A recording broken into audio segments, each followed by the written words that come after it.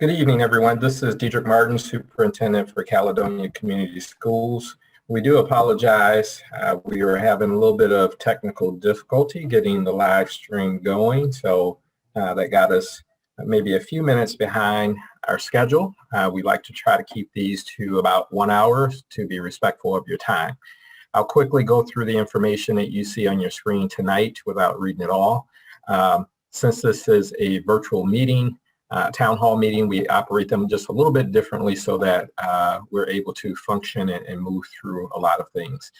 So please, if you are planning on submitting a question or a comment, please use the question icon chat on the bottom of your screen. Also, please make sure that you have your computer on mute if you are not a presenter, not speaking, so that others are not distracted by the background sounds. And there will be 2 opportunities for questions and answers.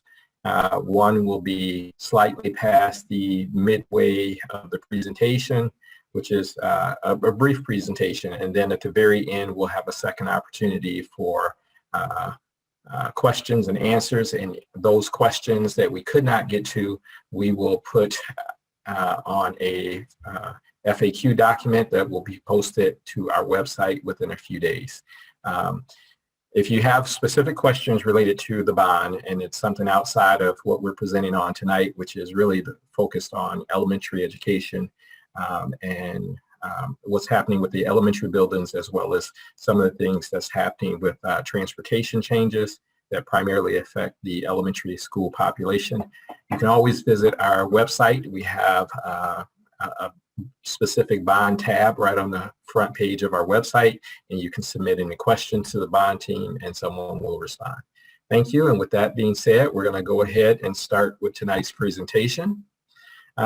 First, just a general reminder, we were very fortunate to pass an $88 million bond. That bond really covered 4 priority areas, but right now we're going to talk about Project 2, and specifically we're going to focus in on the elementary grade level realignment. Last time we spoke to the secondary, the 5, 6, 7, 8 building, and we spoke to the community center. Tonight we're going to focus on the elementary specific as well as transportation. Next, this is the first of several of the buildings, and we won't read through everything line by line. This is not an exhaustive list, but Mr. Matt Hess, our Executive Director of Maintenance and Operations, will start to speak to each school and the priority projects or the bigger projects that will begin. So, Mr. Hess, I'll turn it over to you. Thank you, sir, and good evening. Good evening, everyone. As he said, this is definitely not an exhaustive list. The $88 million bond certainly carries a lot of other things, and most of that is going to be for a future date to talk about, but these are just some of the highlights for each of the buildings as we go through. Caledonia Elementary will be seeing an LED light conversion during this spring break. We'll be taking care of a lot of lighting changes there and getting that upgraded. We'll be seeing the air conditioning installed this summer to all the classrooms and the gym. That's going to require quite a bit of interesting work, and we're looking forward to getting into that quickly. At the same time that they're putting in the HVAC for the air conditioning, we'll be doing an upgrade of the PA system and a lot of the data cable wiring, taking advantage of the fact that we're taking down a lot of the ceilings. This building is seeing the K5 to K4 alignment this fall, so we're going to be doing some interior moving in the building. The roofing at the west wing of the building is proposed to be replaced next summer. We're also going to be adding 2 additional classrooms to Caledonia Elementary in the future, and we'll also be replacing your water softener. Moving forward we're going to skip Dutton Elementary, and we're going to move forward to Emmons Lake at this point. Emmons Lake has a repavement of the entire parking lot coming this summer. The entire roof of Emmons Lake is scheduled to be replaced next summer. We have interior doors and interior door hardware to be replaced in the future. Installing some security hardware and window films is coming also. We also have some sidewalk and landscaping and signage improvements coming. Those last three obviously off into the future. We're not sure what year we're going to accomplish them in, but we are working on them. Next is Kettle Lake Elementary. Kettle Lake also has the HVAC upgrades for the air conditioning in the classrooms and gym and some other areas coming this summer. Along with that, Kettle Lake will be getting a generator. That will be a wonderful addition to that building. We'll be replacing the water softener at the same time this summer. We have some miscellaneous roofing and roofing over the media center coming in next summer in 2022. We're looking at some exterior door work, again, the security hard work and film, and a refresh on the asphalt parking lot, including some revisions to the bus loop and drop-off area coming for the future as well. Paris Ridge Elementary is our newest elementary. It just opened in 2010, so not a whole lot of work going on there. We do have scheduled for the future the installation of, again, some security hardwares and films, and we'll be replacing the temperature control building control systems there. We have already completed, if you haven't seen it already, worth the drive out to Paris Ridge. We have a new sign replacing the homemade sign that was out on East Paris Avenue. The star of this evening is talking about, oh, pardon me, almost missed it. Forgot Duncan Lake Early Childhood. I'm sorry. Duncan Lake Early Childhood is going to see modifications. Most of it is not going to happen this summer, but we will be working in the fall there. The reason for this, that we haven't finalized any timing, is the new administration offices that are being remodeled will be ready for occupancy probably close to the start of the school year. So as we're able to move out the administration, we'll be utilizing some of that space. Our plans include creating an additional classroom. There will eventually be some roofing replacements to that entire wing of Duncan Lake Middle School. We'll be doing, again, some interior door and hardware signage. We're looking to create some gross motor and cafeteria space. This will take the early childhood students out of sharing a lunchroom with the middle school, and I think that's a great idea. And we're looking forward to that, again, the interior security hardware coming up. And now, Dr. Martin, if you would, step in to take over for Dutton Elementary. Yes, thank you, Matt. So Dutton Elementary, the big reveal just today, actually, this afternoon, probably around 1:30, we finally closed on the new proposed site for Dutton Elementary. That new proposed site is at the corner of 76 and Patterson, with the proposed completion of summer of 24. When you look at this site, this is maybe an enlarged view of that site. And specifically speaking, this site is about 23 acres in this site concept. This is not an actual design. This is just a rendering to show what's possible. So you will see a building that's the same square footage per scale as Paris Ridge and Emmons Lake. So that's a 60,000 square foot building. You see that it has adequate spacing for a separate entryway for buses, as well as a separate entryway for parent pickup and drop off, and then staff parking or event parking that is also separated. Also, you see 2 play fields there. Again, this is a site concept. It is not meant to represent that we're having play fields there, just to show you that this is more than adequate land space for an elementary, the new Dutton Elementary at the size that we're planning to build. Mr. Hess, is there anything more that I need to speak to here? No, I just want to jump in and say that we are very excited that we finally closed on that property and that we can announce it to the public and share this information. We are looking forward to getting going with that process. for a school to open in the fall of 2024. We are actually starting the quote unquote programming, the paperwork, and the beginning to talk and dream about what that building will look like on March 9th. So that's the start of a very long road and a great process. And I know a lot of people are very excited by that. So looking forward to it.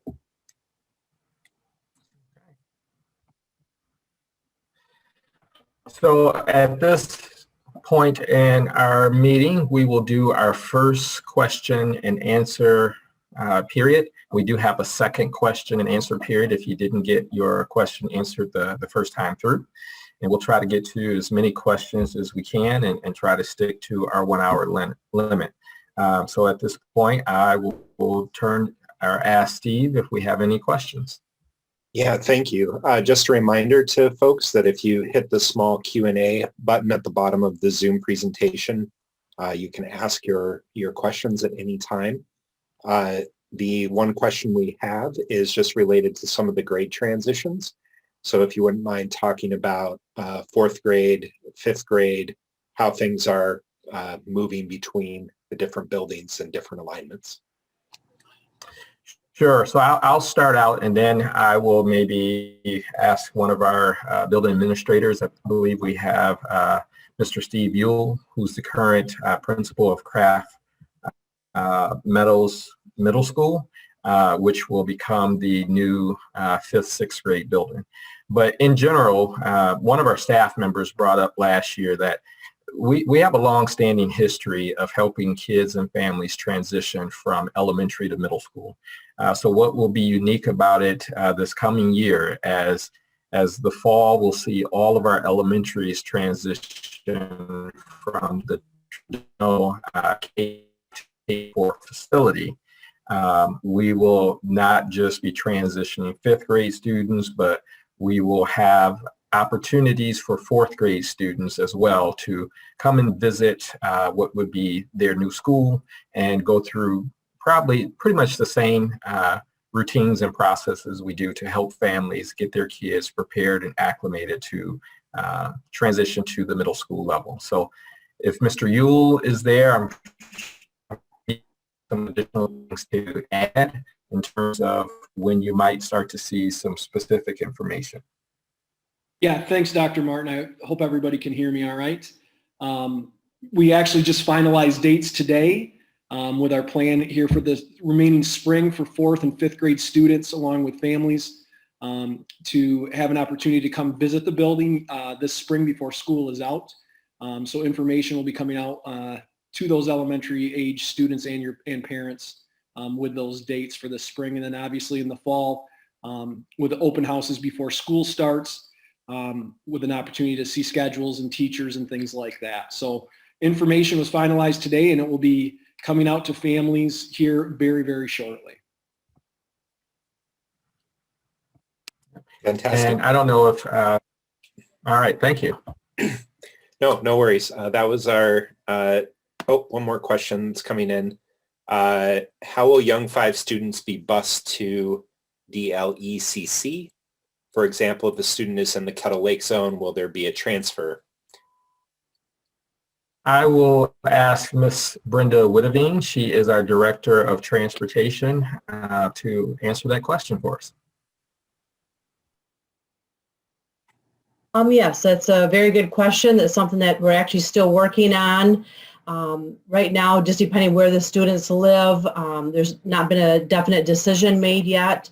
If we'll be doing separate runs for ECC or combining them with our existing runs here. So we don't have a final decision on that, but we definitely are working on it.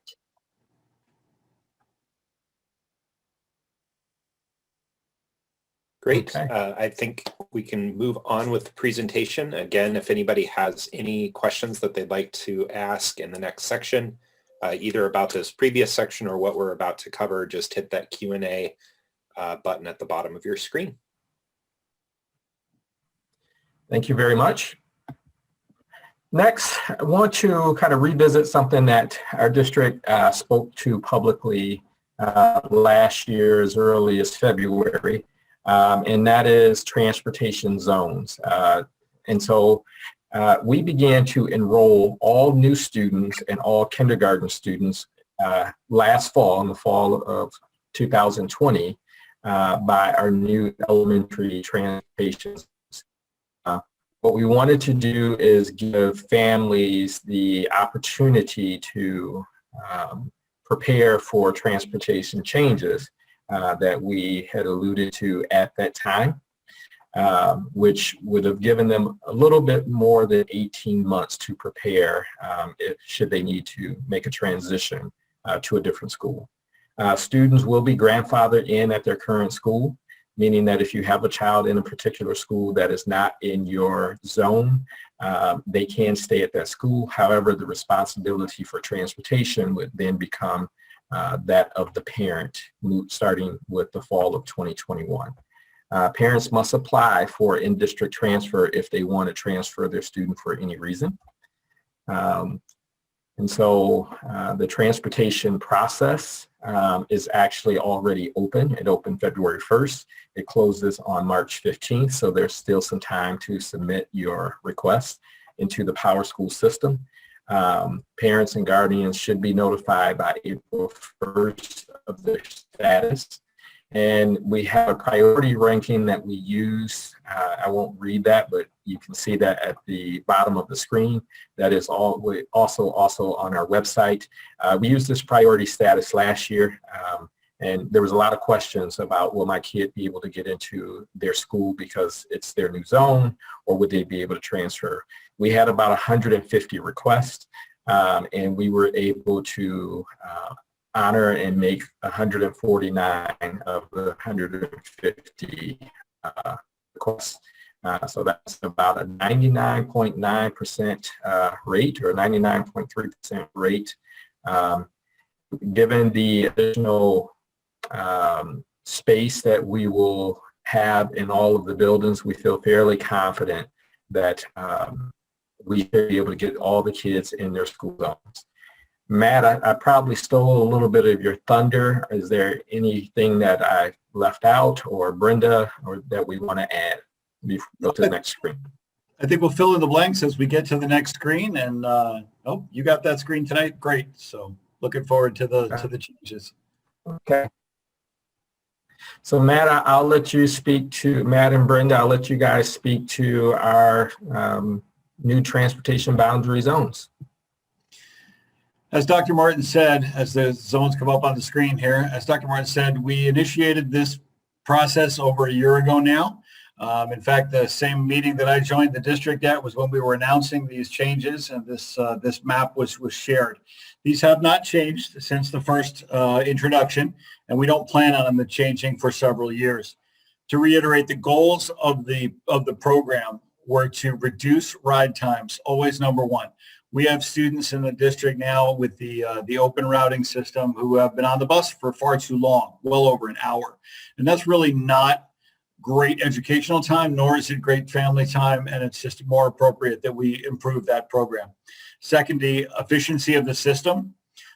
We are currently driving way too many miles in terms of using fuel, just generating all kinds of greenhouse gases, and the care of our fleet is challenging because we do put on a lot of miles. I think there's also a great deal of consistency and safety involved with knowing where the students are going within the boundary line and not having to move students between bus to bus at a transfer situation. The routes, the boundaries that you see are truly not permanent. I say that only because I will point out that the new Dutton Elementary location at the corner of 76th and Patterson is actually inside the Emmons Lake attendance boundary. So we realize immediately starting this that there is a boundary problem, a boundary challenge, I should say. So what that brings us to is that 24-25, as we open New Dutton Elementary, will begin a period of evaluation and planning for a redistricting cycle. The district will naturally redistrict and move these boundaries and change within every probably 5 to 10 years, and less often as we get more mature with our boundaries and get them figured out. The boundaries were determined based on purely demographics, where students live, what grade they're in, and housing development plans within the district at the time. Since these were developed, there have been several new additions in terms of housing developments. There have been quite a number of different projects started, some stopped. So we recognize the fact that there will be changes and there will be a future redistricting plan, but we plan to open next year exactly as you see this. I'd like to share some of the things that have been said before. We definitely will be grandfathering in the attendance at schools. However, transportation to and from schools outside your home boundary will now be the responsibility of the parent. We will transport and continue to transport to daycare. However, daycare will be located inside the district, your boundary. I.e., if you go to Kettle Lake and you are attended daycare within the Kettle Lake boundary, we will transport to that daycare. There are a number of daycares that do provide some level of transportation, and we encourage them to do so, and they can provide that service across the boundaries. There is a policy in place for one stop for students that are involved with custody issues with divorced parents. We realize that this is a sensitive issue, and we look forward, we'll try to work with you as best as we can. However, we do request that you establish one location stop within your boundary for the primary residence, and that families will work to have the student picked up and dropped off at that location or brought to school separately. That leads me into a discussion regarding the new Dutton site, which I actually forgot to add on earlier. I just wanted to add that while we were searching for the new Dutton, there were better than 20 locations within the Dutton Elementary area that we looked at, we evaluated, and we diligently searched for the right one. And I believe we did find the right property. And the access for driveways, the access for school buses, the roads that are on are definitely improved enough that we should have no challenges getting an excellent school built there and having easy transportation to and from. I believe that's it. Brenda, would you like to add anything? Sorry, nope, I think you did a great job and got most of it covered. All right. Obviously, if there are questions, continued questions regarding the boundaries, our transportation department is there to answer them. And they have the email as well from the website. And we're definitely willing to help you out and get your questions answered. Thank you.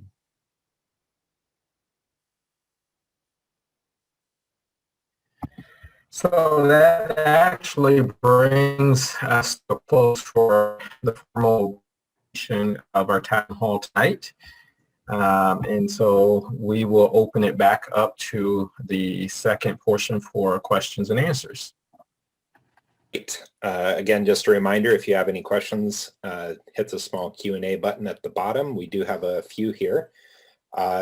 First of all, are there plans for adding more classes at Kettle Lake now that the 5th grade will be gone? The observation is my daughter's current 2nd grade class is 27 students, while other 2nd grade classes at other schools are 20 or less. So if you could just speak to the future of Kettle Lake in classroom size. Actually, I think this is can be addressed in all of our buildings. With the 5th graders going to Craft Meadows in the fall, that automatically opens in most buildings 3 classrooms that will be available to spread out and definitely change how we're proportioning our classes within the building. So they'll give us a lot more flexibility at the elementary level when we move the 5th grade out. Yes, and adding to that, part of the master plan is to have each of our 5 elementaries be able to operate as a 3-strand building. That is a group of 3 classes from kinder all the way to end. That will bring us additional capacity district-wide and address some of the issues that, as we continue to grow, that we've been having at Emmons and Kettle Lake in the past. Sometimes even if we wanted to, we didn't have an additional room to open up an additional class. So we foresee that problem being eliminated as well. Okay, great.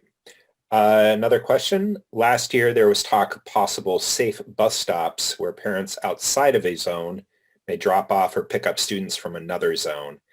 Is that still being considered? And if so, when would people be able to know whether that's an option? I can start, and I know Brenda can jump in here. A lot of the determination for bus stops like this depends on where the students are coming from. If we establish a quote unquote safe bus stop at the wrong place, it's almost a farther drive for parents than driving to school. So with that in mind, we have begun the process. We're examining a list of new locations. But again, we have to start to see where students are coming from.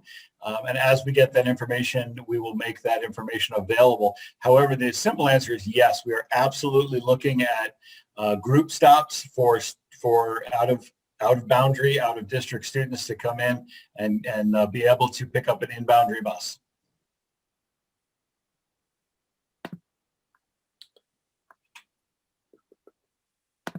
Okay. Another question here. Is there any information yet on when start times will be for 5th and 6th graders?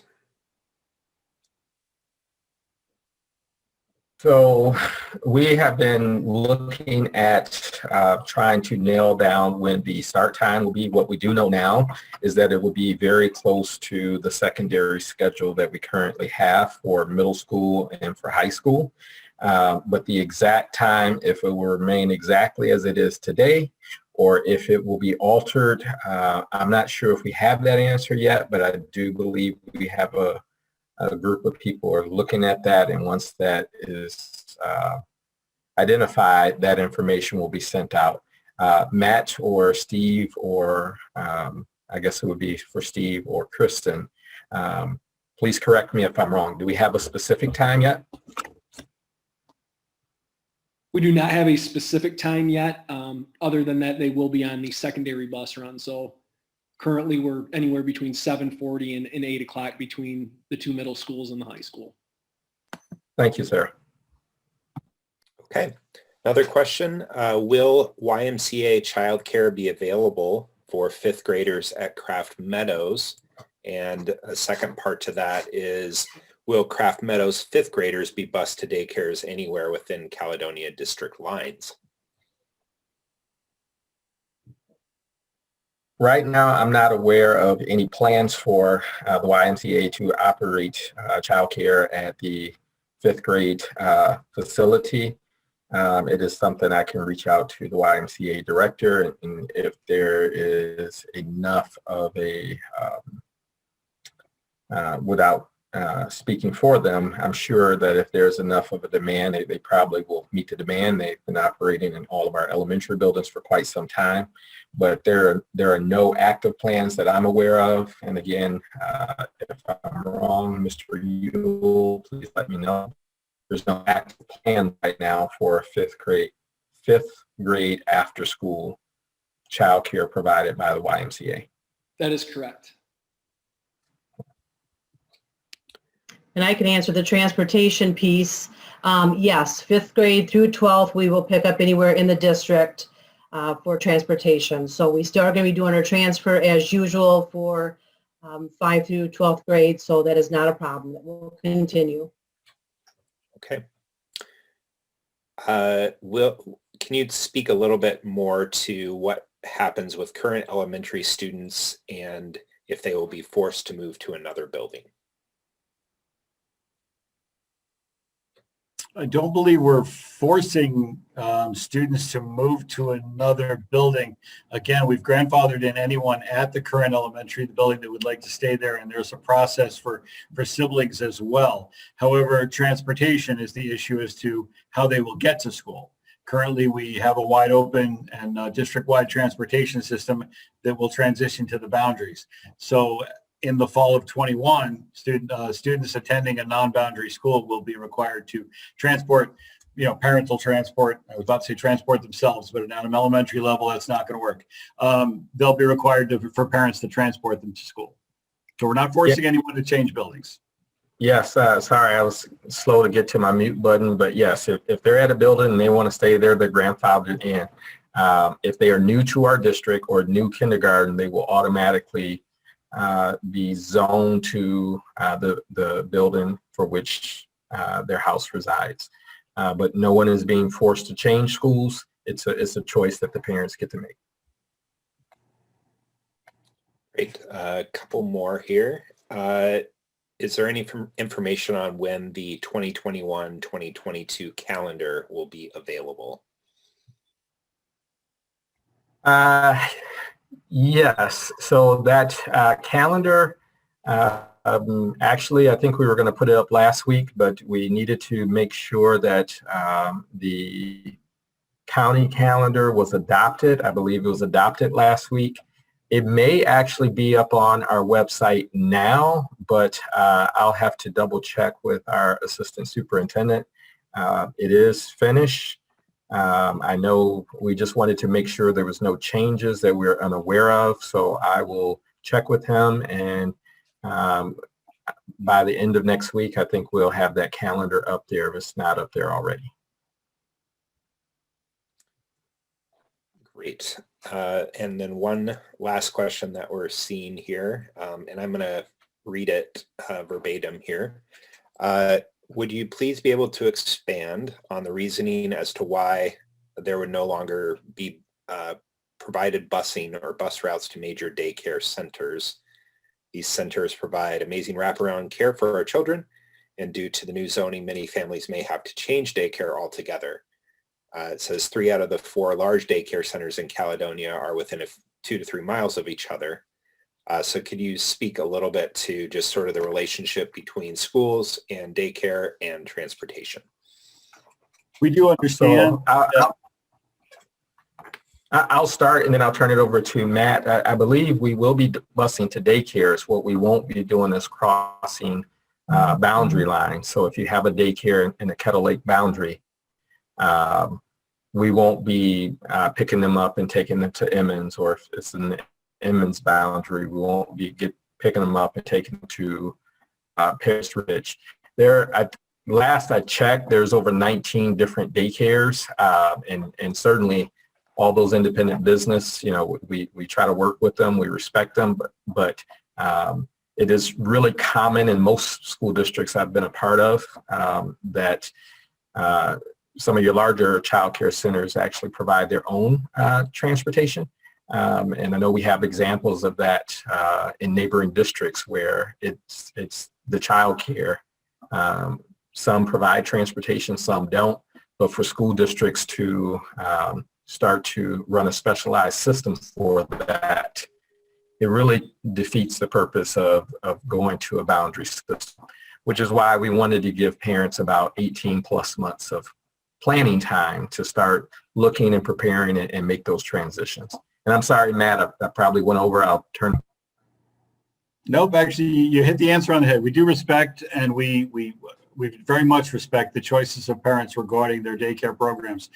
And we do have a number of excellent programs that are nationwide, well-known companies that are here in our district that are doing great work.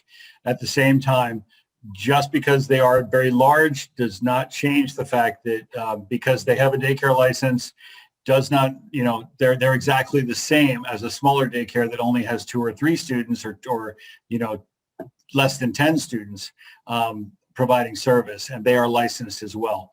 If we were to open up the boundary change to 1 or 2 or 3, because of their size, we would have to again open it up to all. And at that point, we would just basically be reverting to the old system with transfers and longer bus routes times and a very much changed lack of efficiency again. The major daycare centers in our area at all of our neighboring school districts do provide transportation to schools. In fact, they provide transportation to every school in a district. So it is available, it is possible, and we are encouraging it. And I think we would even assist them with concepts, ideas, how to buy a bus, whatever they need if they'd like to inquire of us how to do that. But that is definitely a service that they can and will, should provide for you. That's the rest of it. Yep. Great. And then finally, will Young 5 classrooms move to elementary buildings? No, we looked and debated the pros and cons of moving young fives, but essentially the answer is no. One of the things that we did previously is we looked at how many young fives we had on the waiting list, and I believe Kristen is here, so she might need to add to some of this. But the other problem that we have is the number of young five classes we have don't match the number of buildings that we have. So in other words, we have 3 classes, I believe, and 5 different buildings.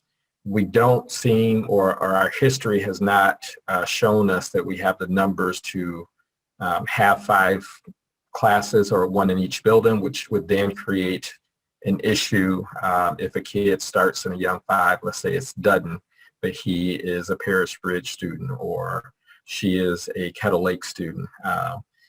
The other thing too is we believe that we will be able to create additional capacity at the Early Childhood Center by the central office moving out of that space, renovating that space.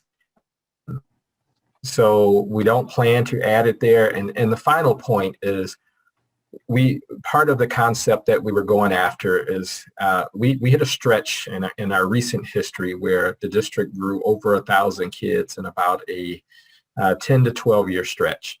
And if you are driving around, you see a lot of development already going on. So it really would beg the question of a 6th elementary building. But by establishing a new Dutton, which is our smallest and second oldest building in our district, but certainly the smallest far, we'll be able to add an additional strand. Right now it's a 2-strand building, so they only have 2 at each grade level. We'll be able to add an additional strand in other buildings such as Kettle Lake and Caledonia, I believe we'll be getting an additional classroom or 2 added to that. So when you look at that additional capacity, if we then start to move the Young Fives program over into that facility, then we'd have to add to all facilities because we wouldn't have the ability to have a full 3 strands. So part of the overarching theme is we wanted to be able to accommodate more students, but save money on still keeping the physical imprint of 5 elementary buildings, 6 elementary buildings. So we're increasing our capacity, our ability to serve a growing community, but we're not increasing our footprint and additional principals and secretaries and all of the things that would be needed to run the building beyond just teachers. Great. Well, those are all of our questions for tonight. So if you'd like to wrap up, go for it. Yes, I did get some clarification from some of my administrative team. We do have the calendar. It will be posted by the end of next week, but it is not posted up on the website as we speak, but it will be posted on the website by the end of next week for the upcoming 21-22 school year. With that, I'd like to first thank my co-hosts for helping us through this. I hope this was helpful information for those of you who were able to join us tonight. A copy of this screencast will be put on the district website as soon as it's available.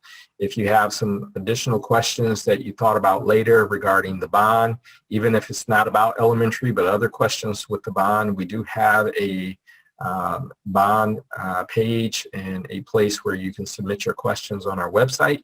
And with that, I'd like to say have a great evening.